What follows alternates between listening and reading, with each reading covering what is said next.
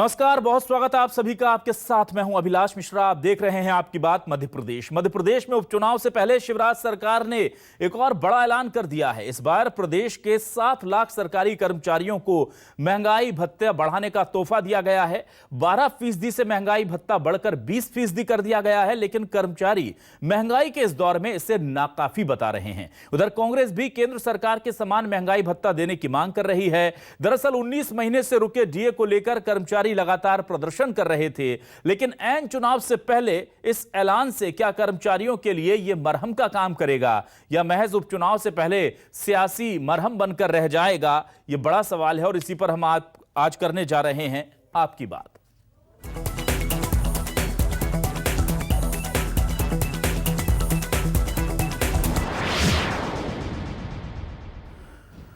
तो आपको बता दें कि राज्य सरकार ने महंगाई भत्ते में बढ़ोतरी कर दी है। 12 से बढ़कर के 20% का महंगाई भत्ता मध्य प्रदेश के कर्मचारियों को मिलेगा। इसका ऐलान खुद सीएम शिवराज ने किया, सुनिए। सभी शासकीय सेवकों को 20% महंगाई भत्ता दिया जाएगा। सभी शासकीय सेवकों को यह बढ़ा हुआ महंगाई भत्ता नवंबर 2021 में भुगतान होने वाले अक्टूबर 2021 के वेतन से जुड़कर मिलेगा। तो ये जो फैसला है ये कर्मचारियों को कितना भा रहा है, क्या वो संतुष्ट हैं? ये जानने के लिए न्यूज़ 24 मध्य प्रदेश छत्तीसगढ़ ने बात की कर्मचारियों से। सुनते हैं उनका क्या कहना है। जितना भी केंद्र ने स्वीकृत किया है 28% जो महंगाई भत्ता, वो पूरा का पूरा उन राज्यों ने दिया है। तो हमारा निवेदन यह है कि मध्य प्रदेश सरकार भी जितना भी हमारा डीए बकाया है उसकी भी आगे चल के कुछ न कुछ उसके बारे में घोषणा करें और जल्द से जल्द हम लोगों को दिए। अच्छा है, लेकिन 28% पूरा हमें सेंट्रल के समान पूरा महंगाई भत्ता मिलना चाहिए। हाँ, महंगाई बढ़ रही है, सेंट्रल गवर्नमेंट दे रही है, सभी स्टेटें दे रही हैं। मध्य प्रदेश में नहीं मिला है, मध्य प्रदेश को भी देना है। तो उन्होंने जो 50% हम लोगों के जीपीएफ में मर्ज करने का बोला है, उनको कैश इन हैंड देना चाहिए।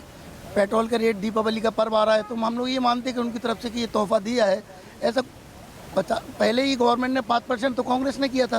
मध्य प्रदेश के कर्मचारी केंद्रीय शासन के कर्मचारियों से 16% महंगाई भत्ता कम पा रहे थे। उसमें से राज्य शासन ने 8% महंगाई भत्ता अक्टूबर पेड दिया है और एक जो इंक्रीमेंट हमारा कर्मचारियों का बाकी था उसका 50% रिलीज किया है।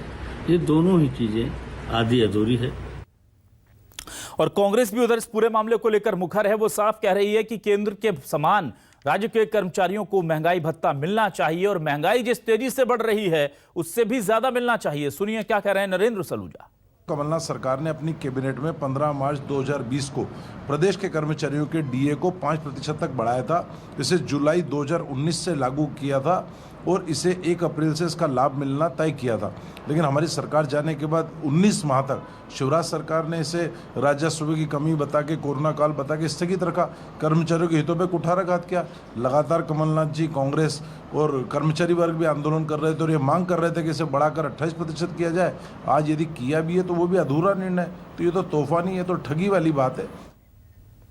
तो क्या है न्यूज़ 24 मध्य प्रदेश छत्तीसगढ़ के सवाल आपको दिखाते हैं। हमारे सवाल बेहद खास हैं।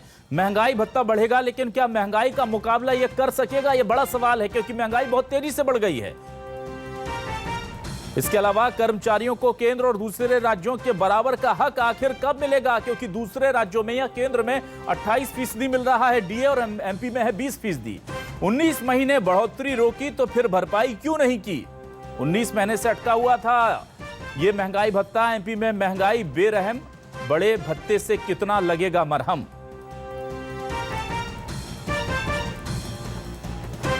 हमारे साथ खास मेहमान जुड़ चुके हैं, हम सीधे उनका रुख कर लेते हैं। हमारे साथ जो मेहमान है उनका तारुफ पहले आपसे करा देते हैं। हमारे साथ बीजेपी से वरिष्ठ नेता विधायक हमारे साथ जुड़ चुके हैं, यशपाल सिसोदिया जी। बहुत स्वागत है यशपाल जी आपका न्यूज़ 24 मध्य प्रदेश छत्तीसगढ़ पर।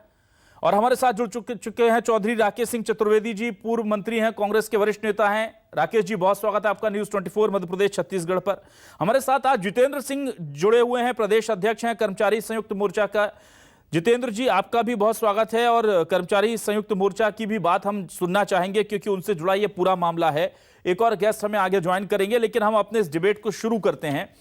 सबसे पहले मैं आपके पास आता हूं यशपाल जी, कहा जा रहा है कि ये जो बढ़ोतरी की गई है, कांग्रेस का नरेंद्र सलूजा जी का बयान आपने सुना होगा कि ये तो ठगी की गई है, क्योंकि 2020 में 15 मार्च को कह दिया गया था, बल्कि जुलाई 2019 को कहा गया था कि 5% बढ़ोतरी होगी और उसे आपने 19 महीने तक रोके रखा, और अब जब 28% केंद्र में महंगाई भत्ता है तो आपने 8% बढ़ाया है और अब जाकर के 20% हुआ है राज्य में। तो इसे तोहफा माने या ठगी माने? देखिए, मैं तोहफा भी नहीं मानता हूं इसको, इसलिए कि उनका हक था, अभिलाष जी, हक मिला है जी। लेकिन कोरोना के इस दौर में, कोरोना के संकट में जहां आर्थिक व्यवस्था चरमराई हुई है, ये तो माननीय शिवराज सिंह चौहान ही है मुख्यमंत्री। हम तो उल्टा कहेंगे कि कर्मचारियों के साथ तो ठगी हमेशा कांग्रेस ने करी है। और आज यदि 8% की वृद्धि हुई है, जो 20% हो गया है, 12 से बढ़कर के 20% हो गई है। ठीक है, कोरोना के इस दौर में भी आर्थिक स्थिति जैसे जैसे सुधर रही है, जैसे जैसे पटरी पर गाड़ी आ रही है, और उसको देख करके ये जो निर्णय किया माननीय मुख्यमंत्री जी ने, मैं समझता हूं कि लंबे समय से ये मांग थी और इसकी भरपाई की गई है। पूरे नवंबर 2021 में भुगतान होने वाले अक्टूबर के 2020-21 के वेतन से जुड़कर मिलेगा। और कोरोना के चलते जुलाई 2020 और जनवरी 2021 में मिलने वाली वेतन वृद्धि भी जो स्थगित रखी गई थी, उसका भी लाभ कर्मचारियों को मिलने की ओर अग्रसर है। देखिए, कांग्रेस तो कभी संतुष्ट हो ही नहीं सकती। कांग्रेस ने तो हमेशा आग में घी डालने का काम किया है। हम तो उल्टा प्रश्न करेंगे अभिलाष जी आपके माध्यम से जी, कि ये सब कुछ कांग्रेस सरकार, 15 महीने की सरकार, कमलनाथ जी जैसे बड़े नेता अपने आप को बताते हैं, हालांकि उनका मध्य प्रदेश पे वास्ता कभी रहा नहीं, उन्होंने सेंट्रल की राजनीति करी है, उन्होंने क्यों इस लाभ को लाभान्वित नहीं किया? ये तो कोरोना आ गया, तो कोरोना आ गया तो सारी स्थिति, परिस्थितियां, आर्थिक तंगी, बजट का भार प्रभार, ये सब हमारे ऊपर आन पड़ा है। हम तो उल्टा प्रश्न करेंगे कि क्यों नहीं कमलनाथ जी की सरकार ने जन कल्याणकारी योजनाओं को क्यों बंद कर दिया? मुख्यमंत्री तीर्थ दर्शन, उनके ऊपर कौन सा भार पड़ रहा था बताइए आप? तीर्थ दर्शन यात्रा बंद कर दी, लैपटॉप बंद कर दिया, कर्ज माफी 2 लाख की नहीं की है, साइकिल बच्चों को नहीं दिए, स्मार्टफोन नहीं दिए। ठीक है, तुमने सब कुछ नहीं दिया है तो तुम कर्मचारी को होता है। ठीक है सर। हम तो देखिए अभिलाष जी, अब कुल मिलाकर के जिस प्रकार से धीरे धीरे गाड़ी पटरी पर आ रही है, कर्मचारियों का हक है। मैंने कहा ना कि ये कोई तोहफा नहीं है। ठगी कांग्रेस इसलिए करके, कांग्रेस के तो मुखारबिन पर हमेशा ठग की विचारधारा रहती है, उन्होंने तो हमेशा ठगा है। सिसोदिया जी, कांग्रेस तो संतुष्ट नहीं होती कभी, ये बात आप कह रहे हैं, पॉलिटिकल, आप कह सकते हैं पॉलिटिकली भी, क्योंकि प्रतिद्वंदी पार्टी है आपकी। लेकिन हम पूछ लेते हैं, क्या प्रदेश के कर्मचारी संतुष्ट हैं? जितेंद्र सिंह हैं प्रदेश अध्यक्ष कर्मचारी संयुक्त मोर्चा के, और इस बीच में हमें शशिकांत त्रिवेदी जी ने भी ज्वाइन कर लिया है, इकोनॉमिस्ट हैं, उनका भी हम स्वागत करेंगे। शशिकांत जी वरिष्ठ पत्रकार भी हैं। शशिकांत जी, आपका स्वागत है न्यूज़ 24 मध्य प्रदेश छत्तीसगढ़ पर। जितेंद्र जी, क्या आप संतुष्ट हैं जो यहाँ पर जो इजाफा किया गया है डीए में, और कहा जा रहा है कि आपका हक था, हमने दे दिया, कोरोना के कारण थोड़ी दिक्कतें थी, क्या केंद्र और बाकी राज्यों में वहां पे कोरोना नहीं था?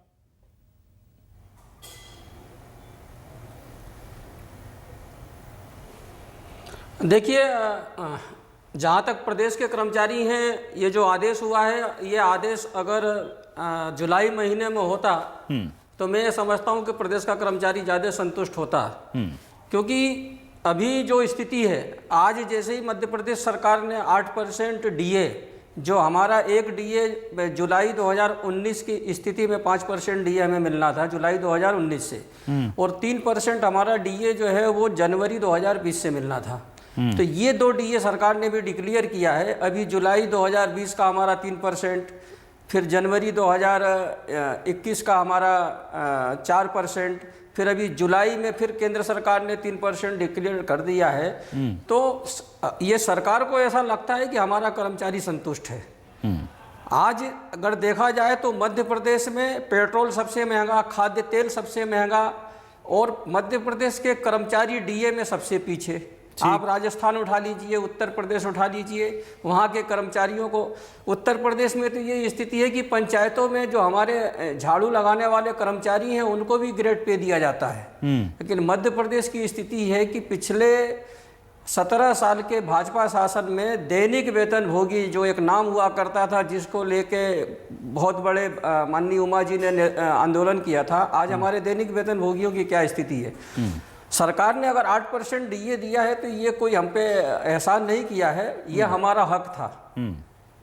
ये हमारा हक था, हक दिया है सरकार ने। हमारी जो मांगे हैं, हमारी मांगे हैं कि जो आउटसोर्स कर्मचारी हैं, दैनिक वेतनभोगी कर्मचारी हैं, संविदा कर्मचारी हैं, हमारे जो अध्यापक संवर्ग को इन्होंने जुलाई से नियुक्ति मानी है, हमारा ये कहना है कि इनको आप जिस दिन से इनकी नियुक्ति हुई उस दिन से इनका नियुक्ति मानी जाए। पुरानी पेंशन इस प्रदेश में बहाली होना चाहिए, ये हमारी मांग है। 7वें वेतनमान के हिसाब से हमारा वेतन 7वें वेतनमान के हिसाब से हमारा गृह भाड़ा भत्ता पुनरीक्षित होना चाहिए, ये मांग है। इस प्रदेश के कर्मचारियों को मेडिक्लेम की सुविधा मिलना चाहिए, ये हमारी मांग है।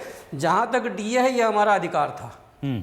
और डीए को लेकर के भी ये कहा जा रहा है जितेंद्र जी कि 50% डीए जो है उसे मर्ज कर दिया है पीएफ में, यानी कि मिलेगा वो लेट मिला 19 महीने और वो भी मिलेगा 50%, तो कुल मिलाकर के 4% हाथ में आएगा, जबकि कमलनाथ सरकार में तो 5% का ऐलान पहले ही हो चुका था।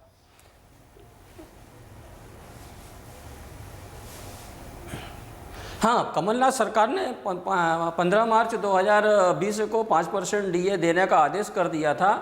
जब ये सरकार 23 मार्च को जब सरकार बनी, उसके बाद जो कोविड का दौर चला तो उस आदेश को इन्होंने वापस ले लिया था। मेरा ये कहना है कि डीए दे के सरकार ने कोई एहसान नहीं किया। ठीक है, ये हमारा फंडामेंटल राइट्स था। राकेश जी, आपसे जानना चाहूंगा, ये जो गणित है, इस गणित में कर्मचारी हर बार झूल जाते हैं, क्योंकि हम सीधे तौर पर देखें तो राहत मिलती कितनी है, क्योंकि पेपरों में, कागजों में, बयानों में तो बहुत बड़ा लगता है कि 12 से सीधे 20% कर दिया, लगभग 40% का उछाल दिख जाएगा उसमें हमको, लेकिन जब देख रहे हैं जमीनी उस पर तो वो 4% भी हाथ नहीं आ रहा। क्या कहेंगे आप?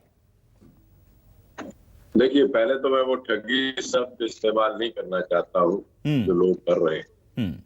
ये मध्य प्रदेश के कर्मचारियों के साथ शिवराज सिंह का सरासर जो है बेईमानी है, सरासर धोखा है कि भाई जो टमाटर, जो सब्जी, जो पेट्रोल अन्य राज्य में देश में मिल रहा है, वही हम लोग मध्य प्रदेश के कर्मचारी हमारे आ रहे हैं, उसी भाव में खरीद रहे हैं। और फिर डीए में अंतर क्यों है? एक तो आपने इतना रोक के रखा, ये उनका अधिकार था कि केंद्र के समान उनको डीए मिलना चाहिए। आपने 8% आज बढ़ाया है, तो मैं इसको सहूलियत नहीं मान रहा हूं, मैं ये मान रहा हूं कि आपने इनका 8% आज भी हक मार के रखा है। ठीक है, आज भी हक आपने मार के रखा है, आपने इनको सहूलियत नहीं दी है। इनका जो राइट था, जो अधिकार था, वो 8% आपने उसमें कटौती करके रखी है। ये राज्य सरकार का फैसला कोई अच्छा फैसला नहीं। दूसरी बात ये है कि पैसा आप नगद नहीं दे रहे हो, 50% आप ईपीएफ में जमा करवा रहे हो। आप लागू कब से कर रहे हो? जुलाई, आप बता रहे हो नवंबर से लागू हो जाएगा। ये बीच का जो पीरियड था, कमलनाथ सरकार ने 5% जो लागू किया था, उसी तारीख से उसको 5% को लागू करना चाहिए। ठीक, और कर्मचारियों को देना चाहिए। ये जो आपने बढ़ाया है 5 से आज 3% बढ़ाया है, 5 तो कमलनाथ सरकार का बढ़ाया हुआ था, आदेश था शासन का, और 3% आपने बढ़ाया है। ऐसे आज 8% बढ़ाने की आपने घोषणा की है, और 3% आपने जो बढ़ाया है वो भले ही आप बात में थे, लेकिन वो 5% जो पहले आदेश हो चुके थे वो आपको उसी समय से देना चाहिए कर्मचारियों को। मैं समझता हूँ इस महंगाई के दौर में कोई ये कहे कि कोविड में हम बहुत परेशान हो गए, फाइनेंशियल स्थिति खराब हो गई। मध्य प्रदेश की जनता और नौजवान बच्चे बड़े समझदार हैं। ठीक है, आपके मंत्रिमंडल के खर्चों में कोई कमी नहीं आ रही, आपके हवाई जहाज में कोई कमी नहीं आ रही, आपके सैर सपाटे वैसे ही चल रहे हैं, आप बड़े बड़े रैलियां बड़े बड़े उस पर खर्च कर रहे हो। कर्मचारियों की जेब पर ही क्यों डाका डालना है? ठीक है, उनके बच्चों के साथ अहित क्यों कर रहे हो? ठीक है, शशिकांत जी के पास आऊंगा सर मैं। शशिकांत जी, आप तो देखते हैं मध्य प्रदेश के साथ साथ पूरे देश के इकोनॉमिक सिनारियो को, और वहां पर जो चुनौतियां महंगाई को लेकर के इस वक्त चल रही हैं। कहा जा रहा है कि दूसरे राज्यों में डीए ज्यादा है, पेट्रोल डीजल के दाम कम है। मध्य प्रदेश में तो वैसे ही 2-4% ऊपर रहना था, क्योंकि पेट्रोल डीजल के नाम पर इतना वसूला जाता है यहां पर लोगों से। तो ऐसे में आपको क्या लगता है किस स्थिति में खड़ा है मध्य प्रदेश का कर्मचारी? देखिए क्या है, मैं आपको थोड़ा सा डीए समझा देता हूँ। ये बहुत ही साधारण सी बात है। डीए जो है वो वेतन मुख्य वेतन जो मिलता है उसके अलावा उसका एक परसेंटेज है, और वो कानूनन हक है। वेतन में 3 कंपोनेंट होते हैं। आप जैसे पत्रकारों का वेतन है, उसकी 3 कंपोनेंट है। वेतन बेसिक वेतन है, डीए है, और वेरिएबल पे है। केंद्र सरकार में वो ग्रेड पे होता है। 3 कंपोनेंट मैंडेटरी है, कानूनन जरूरी है। इनमें कहीं कोई किसी को वो नहीं करता है, वो शोषण कर रहा है अगर का, सीधी सी बात है। तो जो डीए है उसमें भी 3 कंपोनेंट होते हैं। एक होता है कंज्यूमर प्राइस इंडेक्स होता है जो फूड इन्फ्लेशन को देख करके ऊपर नीचे हर 6 महीने में आता है, नया शिमला ब्यूरो केंद्र सरकार जारी करती है। बाकी बेसिक वेतन और जो बेस ईयर होता है, यानी जिस आधार वर्ष से आपने उसको कैलकुलेट किया, ये दोनों फिक्स रहते हैं ऑलमोस्ट, जब तक कि नया वेतन आयोग ना बैठे और वो नया आपको रिकमेंड ना करे। तो यहाँ पर अभी क्या हो रहा है, अचानक से फूड इन्फ्लेशन भारत में नहीं दुनिया में बढ़ रहा है, बहुत तेजी से बढ़ा है। और उसके कारण है कि फ्यूल प्राइसेस बढ़ी है। फ्यूल प्राइसेस इसलिए बढ़ी हैं क्योंकि जब कोरोना आया तो सब जगह लॉकडाउन हुआ, लॉकडाउन के कारण डिमांड कम हुई तो जो तेल बनाने वाले देश हैं उन्होंने तेल बनाना बंद कर दिया, प्रोडक्शन कम कर दिया। अब अचानक से जब इकोनॉमिक रिकवरी हुई है, लोग घरों से बाहर निकले हैं, लॉकडाउन खत्म हुए हैं, तो डिमांड तो बढ़ी है लेकिन उन्होंने अपना प्रोडक्शन नहीं बढ़ाया। इसके कारण से उन्होंने अपनी प्राइस बढ़ा दी। ठीक तो है। पेट्रोल प्राइस जब बढ़ती है तो हॉलेज बढ़ता है, यानी ट्रक का भाड़ा बढ़ जाता है, लाने जाने सामान ले जाने का भाड़ा बढ़ जाता है। इंपोर्ट जो हम करते हैं उसका रेट बढ़ जाता है। अभी तो जो संकट आ रहा है, जो चीज रॉ मटेरियल जो आता है बाहर से दवाओं के लिए, इवन वो भी कंटेनर नहीं मिल रहे हैं। जो कंटेनर 500 रुपए मिलता था, मान लीजिए शिपिंग कंटेनर, वो आज 5000 रुपए में भी नहीं मिल रहा है। ठीक है। तो क्या है कि मैन्युफैक्चरर के लिए हर चीज महंगी पड़ रही है, इसलिए इन्फ्लेशन बढ़ रहा है। अब फिर से आपके डीए पर आ जाता हूं मैं। डीए एक्चुअली क्या है, रेट ऑफ न्यूट्रलाइजेशन 100% होना चाहिए। पत्रकारों के लिए भी 100% है, बैंकों में भी 100% है। केंद्र सरकार में ये पता नहीं क्यों है कि 50% हम पीएस में देंगे, 50% आपको अभी देंगे। ये मुझे आज तक समझ में नहीं आया कि ऐसा क्यों होता है। वो आपका कानूनन जरूरी है, देना चाहिए। तो आप यदि 28% उनका कानूनन जरूरी है, मूल वेतन यदि 100 रुपया है तो कानूनन कर्मचारियों को 128 रुपया मिलना चाहिए, लेकिन आप 120 रुपए देंगे उनको सैलरी में, तो 8 रुपए उसके पास कम पड़ेंगे। तो जब 8 रुपए कम पड़ेंगे, महंगाई और ज्यादा बढ़ी है। अभी आपका CPIW 6 महीने बाद तो आता है, वो हर रोज तो आता नहीं है। तो जब 6 महीने बाद आएगा तो वो 6 महीने तक उसको 8 रुपए कम पड़ते रहेंगे। और वो, ये तो मैं एक कंपोनेंट बताया, कई चीजों में महंगाई 60% भी बढ़ी हुई है, किसी में 20% है, किसी में 2% है। तो उसे अपने कई सारे खर्चे काटने पड़ेंगे। जब वो कई सारे खर्चे काटेगा तो वो बैंक के पास नहीं जाएगा, इकोनॉमिक एक्टिविटी नहीं करेगा, केवल जरूरी चीजें खरीदेगा। जरूरी चीजें ही खरीदेगा तो आपकी इकोनॉमी और बैठेगी और प्रोडक्शन कम होगा, डिमांड कम होगी। ठीक तो है। ये क्या है, एक चक्र है, ये डोमिनो इफेक्ट है। इसमें केवल सरकार यदि ये कहे कि हमने एहसान कर दिया कर्मचारियों पर, ये नहीं है। आपको इकोनॉमिक सिनारियो देखना पड़ेगा पूरे देश का, उसी के हिसाब से चलना पड़ेगा। ठीक है शशिकांत जी। यशपाल जी, सीधे तौर पर देखिए, सवाल यह है कि आप सबसे ज्यादा पेट्रोल पर पैसा ले रहे हैं, डीजल पर टैक्स ले रहे हैं और महंगाई भत्ता सबसे कम दे रहे हैं। पड़ोसी राज्यों का, उत्तर प्रदेश का हवाला दिया, दूसरे राज्यों का दिया, चाहे केंद्र का ले लीजिए। तो सर ये तो फिर ठीक नहीं है। और इसके बाद भी फिर उस पर आप लोग ये दावा करें कि कर्मचारियों के लिए सबसे ज्यादा सोचने वाली शिवराज सरकार है, तो ये जो फिगर जो निकल कर आ रहे हैं, जो तथ्य निकल कर आ रहे हैं और जो आपके बयान है वो मैच नहीं कर रहे हैं। थोड़ा समझाइए सर कैसे। नहीं, देखिए अभिलाष जी, एक तो मैं आदरणीय चौधरी राकेश सिंह जी को स्पष्ट करना चाहता हूँ कि ठगी वाला शब्द हमने नहीं कहा है। आप ही की पार्टी के जो समन्वयक है नरेंद्र सलूजा जी, उनकी अभी मैं समीक्षा देख रहा था, उन्होंने कहा ठगी शब्द उन्होंने कहा, हमने नहीं कहा। नंबर 1। नंबर 2, जितेंद्र जैसा बता रहे थे, मैं पीछे ले जाना चाहूंगा। हमारी वो सरकार थी जो दिग्विजय सिंह जी के जो प्रताड़ित और पीड़ित लोग थे, दैनिक वेतन की कर्मचारी, उनको जब एक झटके में निकाल दिया था तो हमने तो उनको स्वीकार किया है। और दूसरा मैं ये भी अभिलाष जी कहना चाहूंगा कि क्या स्थिति थी कांग्रेस की। 250 रुपए में शिक्षा कर्मी थे, 500 रुपए में पंचायत कर्मी थे। तो उनको बाहर कर दिया ना यशपाल जी, उनको बाहर कर दिया था ना। 15 साल तक आपको इसीलिए तो रखा जनता ने अपने सर माथे पर। तो अभिलाष जी, मेरा कहना है पंचायत कर्मियों को जो मान सम्मान और जो वेतन की बात, उनको स्थायी किसने किया? ये शिक्षा कर्मी हुआ करते थे 250 रुपए में, 500 रुपए में कांग्रेस की सरकार के समय में। आज हमने उनको जो इज्जत दी है, जो व्यवस्था दी है, जो इस ऊंचाई ऊपर ले गई है, हमने कोई कमी करी क्या? तीसरा बताइए कि ऐलान किया था, अभी एक बात आई थी कमलनाथ जी की, उन्होंने तो बहुत बड़े बड़े ऐलान किए थे।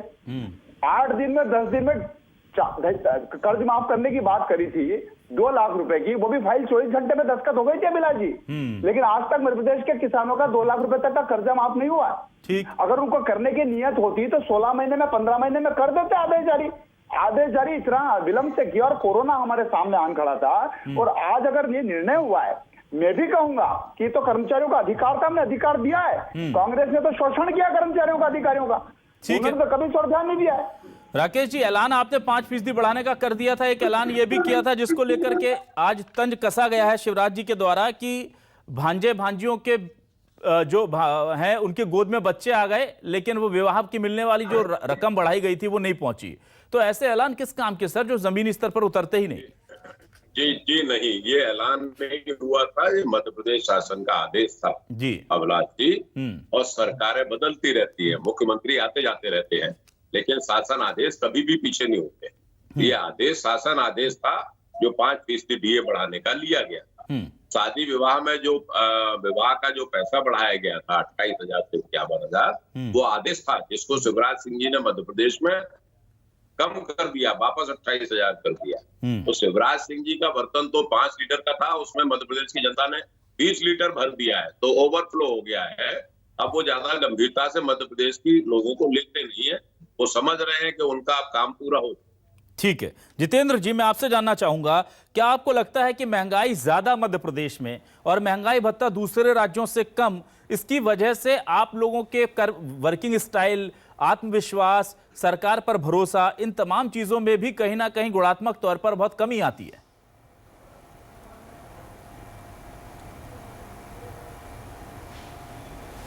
नहीं, बिल्कुल सही है मिश्रा जी।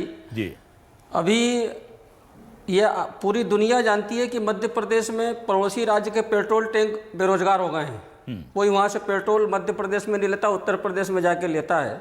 ये आप और हमने सबने देखा है। आज पेट्रोल कितना उत्तर प्रदेश की तुलना में मध्य प्रदेश में महंगा है, डीजल कितना महंगा है। यहाँ तक के और भी जो महंगाई देखें, खाद्य तेलों की महंगाई देखें, सब महंगाई बढ़ी है। तो जो डीए है, जैसा हमारे अर्थशास्त्री ने बोला कि ये हमारा हक है, ये हमारा फंडामेंटल राइट्स है कि कोई जितेंद्र सिंह के आंदोलन करने से सरकार डीए दे के एहसान करती है, ऐसा नहीं है, ये हमारे उसमें लिखा है। अभी एक बार बात उठ के आती है, आदरणीय सिसोदिया जी बोल रहे थे कि दिग्विजय सिंह ने शिक्षाकर्मी संविदा क्या कल्चर की एक शुरुआत की थी। तो मैं इस भाजपा सरकार से, आदरणीय सिसोदिया जी से कहना चाहता हूं कि ठीक है, उस समय सहायक शिक्षक 2000 में जाऊं तो उस समय जो रेगुलर सहायक शिक्षक था उसको 10,000 वेतन मिलता था, और दिग्विजय सिंह ने संविदा शिक्षक की भर्ती करके 2,500 रुपये शुरुआत की थी, तो उसका वेतन का अंतर 8,000 था। लेकिन एक सरकारी व्यवस्था से संविदा शिक्षक बने थे, एक सरकारी व्यवस्था से उस समय शिक्षाकर्मी बने थे। एक सरकारी सिस्टम था कि आज वो संघर्ष करके एक सम्मान का तनख्वाह पा रहे हैं, सम्मान की जीवन जी रहे हैं। इससे आगे मध्य प्रदेश में इस समय एक बहुत बड़ा एक वो चल रहा है कि इस 17 साल के भाजपा सरकार ने यहाँ पे एक नया स्वरूप पैदा किया है, वो है आउटसोर्सिंग प्रथा। यहाँ कर्मचारियों को ठेके पर रखने का काम किया गया है। तो ये तो दिग्विजय सिंह सरकार से एक कदम और आगे जा रहे हैं। ये ठेके के जो हमारे कर्मचारी हैं, इनका तो कोई भविष्य नहीं होगा। संविदा शिक्षकों का भविष्य था, शिक्षा कर्मियों का भविष्य था, दैनिक वेतनों भोगियों का भविष्य था। मैं आदरणीय सिसोदिया जी से ये जानना चाहता हूं कि इस मध्य प्रदेश में जो आउटसोर्सिंग का प्रचलन आपकी सरकार ने पिछले 10-12 सालों से चालू किया है, उन आउटसोर्सिंग कर्मचारियों का भविष्य क्या होगा? आपने तो कर्मचारियों को ठेके पर रखना चालू कर दिया। कृपया ये व्यवस्था बंद होना चाहिए। मेरा आपसे इस मंच पे निवेदन है। यशपाल जी, बड़ा गंभीर आरोप है और मेरे ऊपर बहुत प्रेशर है और किसी दिन मुझे इस पर भी वो करना है। लेकिन मैं एक बार शशिकांत जी के पास आता हूं। शशिकांत जी, ये जो नई प्रथा शुरू हुई है, पहले संविदा में तो फिर भी एक कर्मचारी के हित जो है वो कहीं ना कहीं सरकार के गजट के अनुसार संरक्षित रहते थे, वो कोर्ट जा सकता था, वो उम्मीद कर सकता था। ये जो ठेका प्रथा चल रही है, ये हमारी इकोनॉमी को और समाज को कितना मुश्किल में डाल सकती है सर?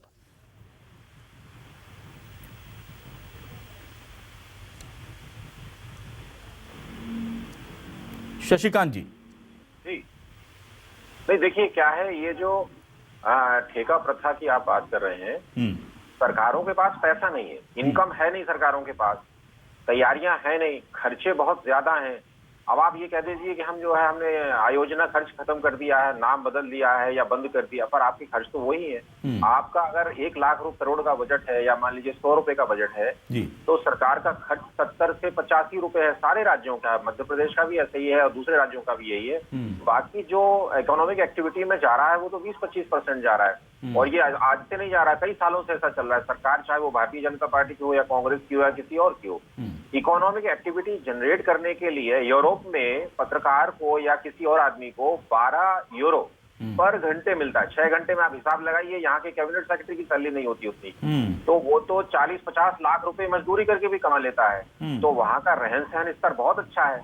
तो जब तक आप न्यूनतम मजदूरी ही नहीं देंगे, हम ही लोग, मैं खुद लड़ रहा हूँ कोर्ट में, कई लोग लड़ रहे हैं अपने न्यूनतम मजदूरी के लिए। 1955 से पत्रकारों को ही वेतन नहीं मिलता है। आपको ही शायद ये पता नहीं होगा कि आपका डीए इस समय क्या है। 2011 में 167% था, अभी जितेंद्र सिंह जी को मालूम होगा शायद 163% है केंद्रीय कर्मचारियों का।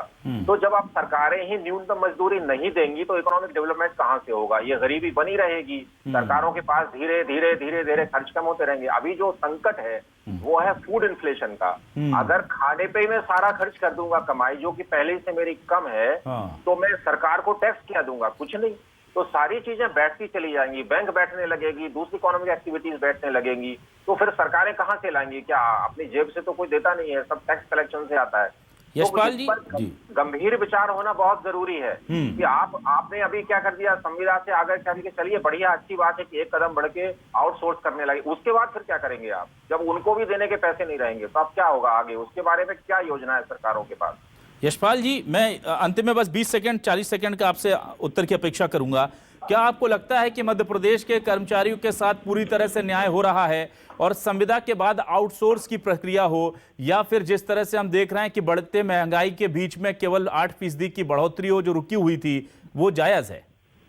देखिए अभिलाष जी, मैं यह बात दोहराऊंगा और इस बात को जरूर उद्धृत करूंगा कि अभी माननीय मुख्यमंत्री श्री शिवराज सिंह चौहान जी ने जो लंबे समय से शिक्षा के जो भर्ती शिक्षकों की जो एक स्वीकृति पत्र जारी नहीं हो पा रहे थे, कमलनाथ जी ने तो ध्यान दिया नहीं। हमने 32,000 ऐसे शिक्षकों की भर्ती का अधिकार पत्र उनको सौंप दिया है, उनकी व्यवस्था सुनिश्चित कर दी और 1 लाख पद बैकलॉग के भी भरने की हमारी तैयारी है। अभी थोड़ा सा दिक्कत के कारण से बढ़ नहीं पाई, लेकिन हम इस ओर अग्रसर हो रहे हैं। देखिए आउटसोर्सिंग का मामला सरकार के ऊपर एक वैकल्पिक व्यवस्था, एक तात्कालिक व्यवस्था है, और इसके अलावा भी समय दर समय पर जब आवश्यकता पड़ेगी तो कहीं ना कहीं सरकार उसके बारे में भी चिंता करेगी। कांग्रेस को चिंता करने की आवश्यकता नहीं है। भारतीय जनता पार्टी का सशक्त नेतृत्व और संवेदनशील मुख्यमंत्री वो हमेशा कर्मचारी हितैषी रहे हैं। ठीक है सर। तो मध्य प्रदेश के कर्मचारियों को लेकर जो भी सरकार होती है सत्ता में, वो कहती है, जो भी पार्टी होती है सत्ता में, कि हम कर्मचारियों के साथ है, लेकिन हर बार ऐसा लगता है कर्मचारियों की बातों से और उनकी दशा को देखकर कि उनके साथ हो रहा विश्वासघात है।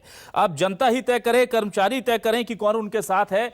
10 साल पहले संविदा का दंश झेला, अब आउटसोर्स का जो है वो गठरा उठा करके सर पर चल रहे हैं हमारे युवा। सरकारें कह रही हैं कि सब अच्छा है और हमसे ज्यादा कौन आपके लिए करेगा। बहुत बहुत शुक्रिया आपका यशपाल सिसोदिया जी, चौधरी राकेश सिंह चतुर्वेदी जी, जितेंद्र सिंह जी और शशिकांत त्रिवेदी जी हमारे इस डिबेट में हिस्सा बनने के लिए। तमाम दर्शकों का भी शुक्रिया।